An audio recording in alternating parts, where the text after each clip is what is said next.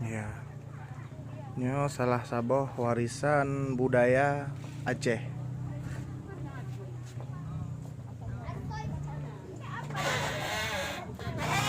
Ya. Nyo Nanji, Jingki, Jingki. Mau nyoba bahasa Indonesia aja? Bahasa Indonesia aja, Putra? Oh, Ya, udah depu. nyoba bahasa Aceh aja Jingki. Yang di zaman sekarang sudah sulit kita dapatkan.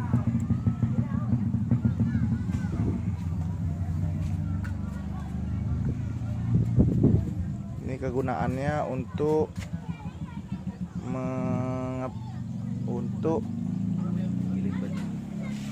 menggiling beras dijadikan tepung. Ya, ini dia.